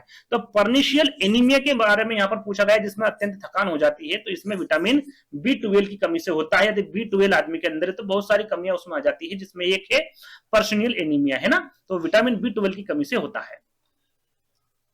शरीर को स्वस्थ रखने के लिए संतुलित आहार में मुख्य रूप से क्या शामिल होना चाहिए? तो उसमें कार्बोहाइड्रेट होना चाहिए, प्रोटीन होना चाहिए, वसा और विटामिन होना चाहिए। ये एक संतुलित आहार होगा, है ना। आगे बढ़ेंगे। मानव शरीर में कौन से विटामिन जल में घुलनशील होते हैं? देखिए विटामिन दो प्रकार के होते हैं, एक तो जल में घुलनशील होता है और दूसरा वसा में घुलनशील होता है। तो यहाँ पर जल में घुलनशील पूछा गया है, तो उसमें जल में घुलनशील दो विटामिन होते हैं, बी और सी। ये स्टोर नहीं होते, ध्यान दीजिएगा, क्या होते हैं? ये स्टोर नहीं होते हैं, रोजाना इसकी जरूरत पड़ती है। और यदि हम वसा की बात करें, आगे हम बात करेंगे, याद रखिएगा विटामिन बी और सी क्या है? जल में घुलनशील वाले विटामिन होते हैं और रोज हमें इसकी जरूरत पड़ती है और कहीं ना कहीं हम भोजन के रूप में इन्हें ग्रहण कर लेते हैं। लेकिन यदि वसा के बारे में पूछे कि वसा में घुलनशील विटामिन कौन कौन से हैं, जो यकृत में जमा होते हैं, जरूरत पड़ने पर, जिस दिन हमें नहीं मिले भैया ये विटामिन, तो जरूरत पड़ने पर ये जो यकृत में जमा है यहाँ से स्टोर रहते हैं इसमें, और कहीं ना कहीं जब जरूरत पड़ती तो यहाँ से ये अपने आप ले लेता है। तो वो विटामिन कौन कौन से है वसा में घुलनशील? ए डी ई के, याद रखिएगा ए डी ई के। जो ये चार विटामिन मैंने यहाँ पर बताए क्या है भैया?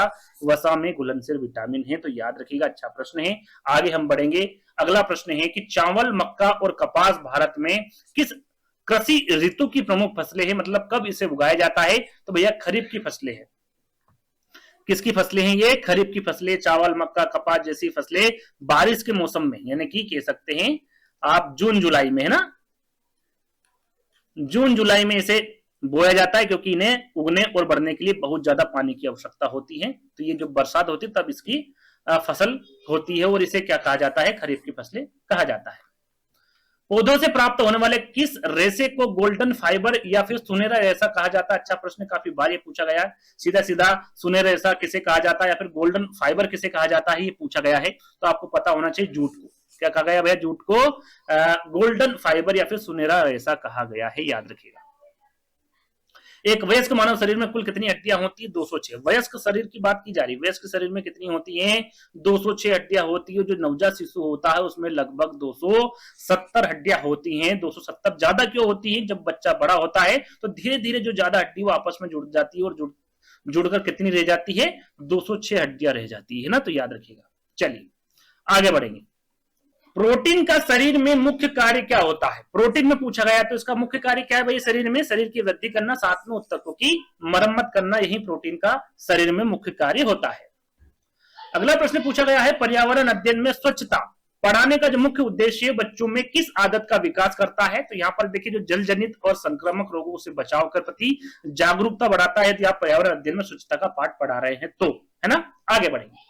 कपास और ऊन में क्या मूल अंतर है? तो कपास एक पौधे उत्पाद, यानी कि कपास जो है पौधे से बरामद होता है, पौधे से प्राप्त होता है, जबकि ऊन जो है वो जानवर उत्पाद है, जानवरों से होता है। जो भेड़ बकरी होती है उनके ऊपर जो खाल होती है उससे ऊन प्राप्त होता है ना। तो ये पौधों से होता है कपास, और ये जानवर से होता है ऊन, याद रखिएगा। भोजन को सुरक्षित रखने के लिए घरों में उपयोग होने वाली जो प्रशीतन तकनीक किस सिद्धांत पर कार्य करती है? यहाँ पर रेफ्रिजरेटर के बारे में बात की गई है। तो कम तापमान पर जीवाणुओं की वृद्धि को धीमा करना किस पर कार्य करती है? किस सिद्धांत पर कार्य करती है? कम तापमान पर जीवाणुओं की वृद्धि को धीमा करने के सिद्धांत पर ये कार्य करती है, काम करती है। कुपोषण से बचने के लिए बच्चों के आहार में किस तत्व की प्रचुरता होनी चाहिए? यदि कुपोषण से बचना है तो कार्बोहाइड्रेट और प्रोटीन की कमी नहीं होना चाहिए, इसकी प्रचुरता होनी चाहिए, जब जाके बच्चा कुपोषण से बचेगा। ठीक, आगे बढ़ेंगे। रेशम किस प्रकार का रेशा भैया? तो यहाँ एक प्राकृतिक पशु रेशा है, जो रेशम के कीड़े से प्राप्त होता है। किससे होता है? रेशम के कीड़े से प्राप्त होता है, और ये क्या है? एक प्राकृतिक पशु रेशा है। आगे बात करेंगे। बर्फीले क्षेत्रों में बर्फ के ब्लॉकों से बने अंडाकार आकार के घरों को क्या कहा जाता है? सरल सा प्रश्न है। बर्फ में बर्फीले घर बनाए जाते हैं, उसे क्या कहा जाता है? इग्लू कहा जाता है। क्या कहा जाता है? इग्लू कहा जाता है। बर्फ के इन इग्लू घरों में मुख्य रूप से कौन सी जनजाति निवास करती है? तो याद रखिएगा, एस्किमो जनजाति निवास करती है इग्लू के घर में, है ना। बर्फ के बने, जो बर्फ से बने हुए घर होते हैं उन्हें क्या कहा जाता है? इग्लू कहा जाता है। और उसमें कौन निवास करती है? एस्किमो जनजाति निवास करती है। कश्मीर की डल झील में पाए जाने वाले लकड़ी के तैरते हुए घर को क्या कहते हैं? तो उसे बोलते हैं डोंगा। कश्मीर की डल झील में जो पाई जाने वाली लकड़ी के घर होते हैं जो तैरते रहते हैं उसे क्या कहा जाता है? डोंगा कहा जाता है, जो स्थानीय लोग निवास करते हैं। लद्दाख के ऊंचे पहाड़ों पर रहने वाली चांगपा जनजाति अपने तंबू बनाने के लिए किसका उपयोग करती है? चांगपा जनजाति भैया सीटेट में सबसे ज्यादा बार पूछा जाने वाला प्रश्न है, चांगपा जनजाति से संबंधित है ना। तो यह पहले देख लेते भैया, तंबू बनाने के लिए किसका उपयोग करती है? याक के बालों से बनी हुई पट्टियों का। कौन सी बकरी इनके पास रहती है? आपने सुना होगा नाम, पश्मीना। पश्मीना बकरी और भेड़ इनके पास रहती है। और यहाँ पर सीधा सीधा एक प्रश्न पूछा जाता है कि भाई पश्मीना बकरी जहां पर ये रखते हैं उसे क्या कहते हैं? तो याद रखिएगा, जहां पर ये रहते हैं यानी कि चांगपा जनजाति के जो लोग रहते हैं उसे कहते हैं भैया रेबो। उसे क्या कहा जाता है? रेबो। और जहां पर इन बकरियों को यानी कि भेड़ों को रखा जाता है उनको क्या कहा जाता है? लेखा। ये याद रखिएगा, दोनों प्रश्न पूछे जाते हैं। जहां पर ये जो चांगपा जनजाति के लोग रहते हैं उसे रेबो कहा जाता है, और जहां पर पश्मीना बकरी और जो भेड़ होती है इनकी, उनको जहां पर रखते हैं उसे क्या कहा जाता है? लेखा कहा जाता है। इसके बारे में आपको पता होना चाहिए, है ना। और साथ में चलिए आगे प्रश्न आएंगे और मैं बता दूंगा, इतना आपको ध्यान रखना है। और भी प्रश्न पूछे गए इससे संबंधित, जैसे कि यहाँ पर देख सकते हैं कि चांगपा जनजाति द्वारा याक के बालों से बनाए गए इन विशाल शंखाकार तंबू को क्या कहा जाता है? जैसे कि मैंने आपको बताया चांगपा जनजाति यहाँ पर रहती है और इसे क्या कहा जाता है भैया? जहां पर ये रहते हैं उसे रेबो कहा जाता है। और जहां पर बकरियों को रखते हैं, जहां चांगपा लोग अपनी पश्मीना ऊन देने वाली जो बकरियां होती है और जो भेड़ होती है उसे जहां पर रखते हैं उस स्थान को क्या कहा जाता है? तो उस स्थान को लेखा कहा जाता है। दोनों इंपोर्टेंट पूछा जाता है। ठीक, आगे बढ़ेंगे। पर्वतारोही बर्फीले स्थानों पर अपने तंबू बनाने के लिए 2 परत वाले प्लास्टिक का उपयोग क्यों करते हैं? यहाँ पर 2 परत वाले तंबू की बात की जा रही, क्यों करते हैं? क्योंकि ताकि 2 परतों के बीच फंसी हवा इंसुलेशन का काम करे और अत्यधिक जो ठंड हवा है वो उन दोनों के बीच से निकल जाए और वो उस ठंड से बच सके, इसलिए 2 परत वाले प्लास्टिक का उपयोग करते हैं जहां पर बर्फीले स्थान होते हैं वहां पर, है ना। तो याद रखिएगा। अगला प्रश्न पूछा गया, पर्यावरण के अनुसार ऐसे कौन से कीट है जो एक साथ बड़े समूह या कॉलोनी में रहते हैं, ना कि समूह में रहना पसंद करते हैं। उसमें दीमक आ गया, चींटियां, मधुमक्खी और भी कीट होते हैं। एक कीट ऐसा होता है जो अपवाद का रूप ले लेता है, यानी कि कीटों में अपवाद कौन सा? वो है मकड़ी। पूछा जाता है भैया ऐसा कौन सा कीट है जो कीटों में अपवाद माना जाता है? अपवाद का मतलब क्या भैया? यानी कि जो सबसे अलग रहता है, या कह सकते हैं कि ये समूह में रहना पसंद करते हैं, ये समूह में नहीं रहता। आपने मकड़ी को समूह में देखा कि नहीं? वो समूह में नहीं रहती, अकेली रहती है। और जो अधिकतर जो कीट होते हैं उनके पैरों की संख्या 6 होती। कितनी होती? 6 होती। लेकिन मकड़ी के जो पैरों की संख्या होती है वो 8 होती है। ये भी एक कारण है अपवाद होने का, और ये अलग रहती है। तो याद रखें, कीटों की बात कर रहे हैं, कीटों में अलग रहने वाली जो जीव होती है यानी कीट होता है वो मकड़ी होती है। और एक अपवाद है क्योंकि इसमें अधिकतर जो कीट होते हैं उनके 6 पैर होते हैं और इसके 8 पैर होते हैं। और समूह में रहने वाले या कॉलोनी में रहने वाले जो जीव है उनके बारे में पूछा गया था, दीमक, चींटियां और मधुमक्खियां। ठीक, इनके बारे में आपको पता होना चाहिए। अब यहाँ पर उस जानवर के बारे में पूछा गया, उस जीव के बारे में पूछा गया है जो लाभदायक जीव है, जो समूह के बजाय मिट्टी में बिल बनाकर रहना पसंद करता है, उसे कहते हैं केचुआ। ये किसान का मित्र। पूछते ना, किसान का मित्र कौन सा भैया? कौन सा है? केचुआ है। कि इसे किसान का मित्र भी कहा जाता है, यहां तक मुझे लगता है सभी को पता होगा। मधुमक्खियां अपना आश्रय किस रूप में और कहां बनाती है? तो वे छत्ता बनाती है और छत्ता बनाकर पेड़ों या छतों पर रहती। सरल सा प्रश्न, सभी को आंसर इसका होगा याद। मकड़ी अपना घर किस रूप में बनाती है और उसकी रहने की प्रवृत्ति क्या है? तो भैया जाला बनाकर और वहां अकेली रहती है। जैसे कि मैंने भी आपको बताया, आपने देखा होगा जाला बनाती है मकड़ी और वो अकेला रहना पसंद करती है। कैसे? अकेला। मैदानी इलाकों में पाए जाने वाले बहुमंजिला भवन किस सामग्री से निर्मित होते हैं? सरल सा प्रश्न भाई, उसमें ईंट लगती, सीमेंट लगती, रेत, स्टील और कंक्रीट जैसी चीजें उसमें लगती है। इसका उपयोग करके बहुमंजिला भवन बनाए जाते हैं। बिच्छू अपना आश्रय कहां बनाता है? जमीन में बिल बनाकर रहता है बिच्छू, आपने देखा होगा। तो कहां पर रहता है? जमीन में बिल बनाकर, यानी जमीन के अंदर रहता है। किसी जीव के उस प्राकृतिक पर्यावरण को क्या कहते हैं जहां से वहां भोजन, जल और आश्रय प्राप्त करता है? उसे क्या कहते हैं भैया? पर्यावास कहते हैं। सभी को पता है, सरल सा प्रश्न है। क्या कहा जाता है इसे? पर्यावास कहा जाता है। हमारा परिवेश और आवास पाठ्यक्रम का हिस्सा क्यों है? ताकि बच्चे समझ सके कि जलवायु और मौसम के अनुसार इंसानों और जानवरों के घर कैसे बदलते हैं। क्यों है? ताकि बच्चे यह समझ सके कि जलवायु और मौसम के अनुसार इंसान और जानवरों के घर कैसे बदलते हैं, यह जानकारी उसे प्राप्त हो सके। लगभग 3500 ईसा पूर्व मेसोपोटामिया की सभ्यता में किस महान आविष्कार ने भूमि परिवहन की दिशा बदल दी थी? तो ये पहिए का आविष्कार हुआ था। किसका आविष्कार हुआ था तब? पहिए का आविष्कार हुआ था, और इस आविष्कार ने भूमि परिवहन की दिशा बदल दी थी। याद रखिएगा, अच्छा प्रश्न है। आगे बढ़ेंगे। वर्ष 1893 में चार्ल्स और फ्रैंक ड्यूरिया ने अमेरिका में किस प्रकार के वाहन का निर्माण किया था? तो ये किया गया था भैया गैसोलीन से चलने वाली पहली लिमोसिन कार। क्या नाम था उस कार का? नाम लिमोसिन था, है ना। लिमोसिन कार का निर्माण किया गया था 1893 में चार्ल्स और फ्रैंक ड्यूरिया ने। नाम याद रखिएगा, अमेरिका के थे रहने वाले ये। 1908 में हेनरी फोर्ड द्वारा बड़े पैमाने पर उत्पादित की गई पहली जन सुलभ कार का नाम बताना है। क्या है भैया? उसका नाम था मॉडल डी। क्या नाम था उसका? मॉडल डी नाम था। यहाँ हेनरी फोर्ड द्वारा बनाई गई दुनिया की पहली ऐसी कार थी जिसका बड़े कारखानों में तेजी से उत्पादन हुआ था और जिसे आम लोग आसानी से खरीद सकते थे। उसका क्या नाम था? मॉडल डी, है ना। 1908 में हेनरी फोर्ड, याद रखना। अगला प्रश्न है, प्राचीन काल में चीन को भूमध्य सागर से जोड़ने वाले सिल्क रोड पर व्यापार के लिए मुख्य रूप से किन पशुओं का उपयोग होता था? उन पशुओं का नाम बताना है। ऊंट और घोड़ों का उपयोग होता था प्राचीन काल में, सभी को पता है, सरल सा प्रश्न है ना।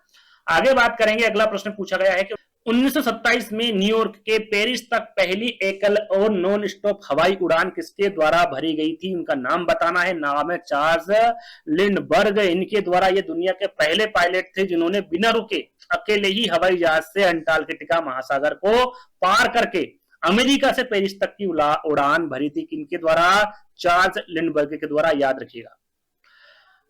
होवरक्राफ्ट परिवहन की कौन सी तकनीक का उपयोग करता है? तो वो वायु कुसन का तकनीक, जो इसे जल और थल दोनों पर चलने की सक्षम बनाती है। कह सकते हैं कि यह एक आधुनिक वाहन है जो हवा के दबाव के सहारे जमीन और पानी दोनों की सतह से थोड़ा ऊपर उठकर बहुत तेजी से चलता है। उसे क्या कहते हैं? वायु कुसन तकनीक।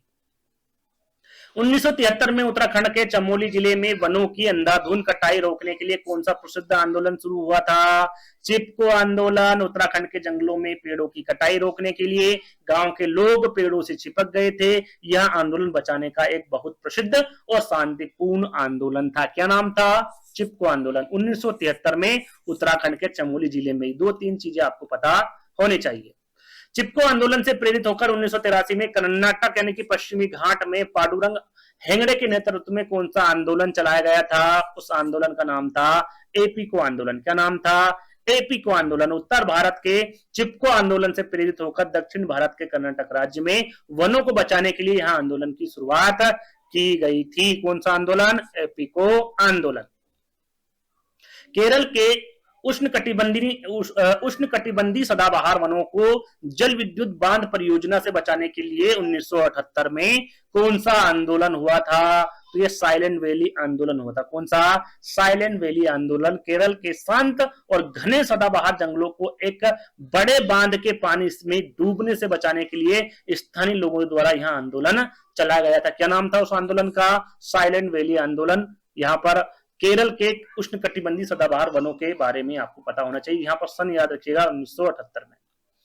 चिपको आंदोलन को विश्व स्तर पर प्रसिद्धि दिलाने वाले प्रमुख पर्यावरणीय कौन थे? तो ये सुंदरलाल बहुगुणा। याद नाम ये रखिएगा, काफी बार ये प्रश्न पूछा गया है।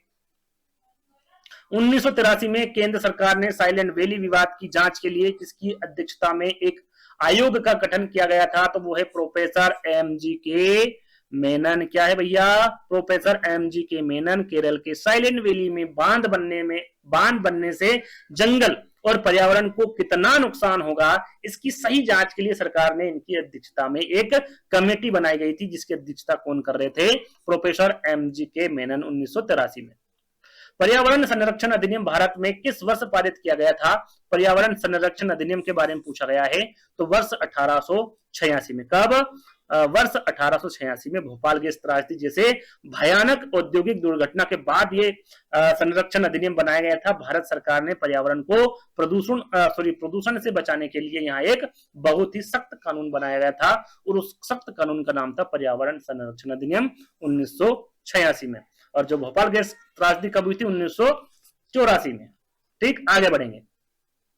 सूचना का अधिकार अधिनियम भारत के में कब लागू हुआ था? सूचना का अधिकार अधिनियम तो ये हुआ था 2005 में। कब हुआ था? यहाँ एक ऐसा महत्वपूर्ण कानून है जो भारत के हर आम नागरिकों को सरकार और उसके किसी भी विभाग के कामकाज की जानकारी मांगने का अधिकार देता है। और कौन सा कानून है? सूचना का अधिकार अधिनियम, जिसे शॉर्टकट में आरटीआई एक्ट भी कहते हैं। और कब लागू हुआ था? 2005 में। यूपीटेट के ईवीएस पाठ्यक्रम में सतत एवं व्यापक मूल्यांकन का मुख्य उद्देश्य क्या है? यहाँ पर सीधा सीधा पूछा गया है, यूपीटेट ना भी देते तो भी चलता है ना। ईवीएस पाठ्यक्रम में सतत एवं व्यापक मूल्यांकन का मुख्य उद्देश्य पूछा गया। सीसीई के बारे में यहाँ पर बात की जा रही है। तो बच्चे के शैक्षिक और सहशैक्षिक यानी कि सर्वांगीण विकास का निरंतर आकलन करना ही सीसीई का मुख्य उद्देश्य होता है। पर्यावरण अध्ययन को एक एकीकृत विषय क्यों माना जाता है? भैया क्यों माना जाता है? क्योंकि इसमें विज्ञान, सामाजिक विज्ञान, पर्यावरण शिक्षा एक साथ मिलाकर पढ़ाया जाता है। इसमें विज्ञान भी होता है, सामाजिक विज्ञान भी होता है, पर्यावरण भी होता है। इसलिए क्या कहा जाता है? इसे एकीकृत विषय कहा जाता है। ईवीएस शिक्षण में भ्रमण विधि सबसे अधिक प्रभावी क्यों मानी जाती? क्यों मानी जाती भैया ईवीएस में? क्योंकि यह छात्रों को कक्षा से बाहर वास्तविक जीवन का व्यवहारिक अनुभव प्रदान करती है। उससे बच्चा जल्दी और अच्छा सीखता है। प्राथमिक स्तर पर ईवीएस के अंतर्गत स्थानीय पेशे और व्यवसाय को पढ़ाने का क्या लाभ है? तो यहाँ पर बच्चों को श्रम की गरिमा समझाना और समाज की आर्थिक परस्पर निर्भरता से अवगत कराना होता है।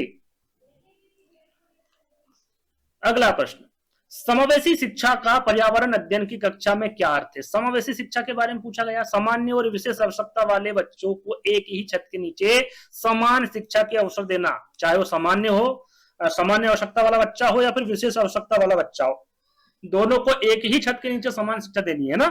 यह समावेशी शिक्षा का पर्यावरण अध्ययन की कक्षा में इसका अर्थ पूछा गया, तो यह अर्थ होता है।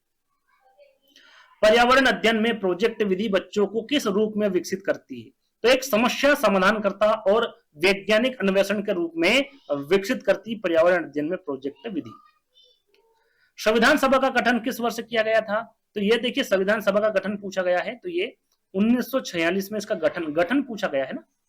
तो 1946 में किया गया था। और कितने सदस्य थे इसमें? 389 सदस्यों के साथ, कुल 389 सदस्यों के साथ संविधान सभा का गठन किया गया था और वो 1946 में किया गया था।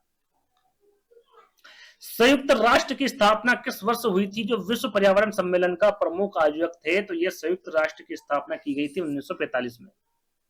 याद रखिएगा, अच्छा प्रश्न है ना। दूसरे विश्व युद्ध के बाद दुनिया में शांति बनाए रखने और देशों के बीच आपसी सहयोग बढ़ाने के लिए इस अंतर्राष्ट्रीय संस्था की स्थापना की गई थी। कब की गई थी भैया? 1945 में। यूपीटेट पाठ्यक्रम में शामिल राष्ट्रीय प्रतीक और राष्ट्रीय पर्व किस विषय वस्तु का हिस्सा है? तो ये शासन व्यवस्था और नागरिक शास्त्र। किसका हिस्सा है ये? शासन व्यवस्था और नागरिक शास्त्र का हिस्सा है। ग्रामीण क्षेत्र में शासन की सबसे बुनियादी इकाई क्या है? जैसे ईवीएस में पढ़ाया जाता है, ग्रामीण क्षेत्र में शासन की सबसे बुनियादी इकाई सभी को पता, सरल सा प्रश्न है, ग्राम पंचायत। क्या है भैया? ग्राम पंचायत है ना। विश्व साइकिल दिवस या फिर बाइक टू वर्क डे का पर्यावरणीय महत्व क्या है? कार्बन उत्सर्जन को कम करने के प्रति जागरूकता फैलाना है ना। यहाँ दिन लोगों को प्रदूषण फैलाने वाली जो गाड़ियां होती है उसकी जगह पर्यावरण के अनुकूल साइकिल चलाने के लिए प्रेरित करता है। जीरो एमिशन डे और अंतर्राष्ट्रीय शांति दिवस विश्व स्तर पर कब मनाया जाता है? तो ये मनाया जाता है भैया 21 सितंबर को। कब मनाया जाता है? 21 सितंबर को मनाया जाता है। इस दिन दुनिया भर में गाड़ियों और कारखानों से निकलने वाले धुएं को रोककर पर्यावरण को आराम देने का प्रयास किया जाता है और इसे विश्व शांति दिवस के रूप में मनाया जाता है। चलिए, ये हो गए टोटल आपके 150 प्रश्न। जैसा कि मैंने बताया था, टोटल कितने मिलेंगे आपको? 150 प्रश्न मिलेंगे। और जहां तक मुझे लगता है कम से कम समय में ये प्रश्न आपको मिल चुके हैं। और आई होप आपको ये वीडियो पसंद भी आया होगा। यदि पसंद आता है, वीडियो को लाइक करना है, शेयर करना है, चैनल को सब्सक्राइब कर लेना है। तो जल्द ही दोस्तों एक नई वीडियो के साथ मिलेंगे। जब तक के लिए धन्यवाद।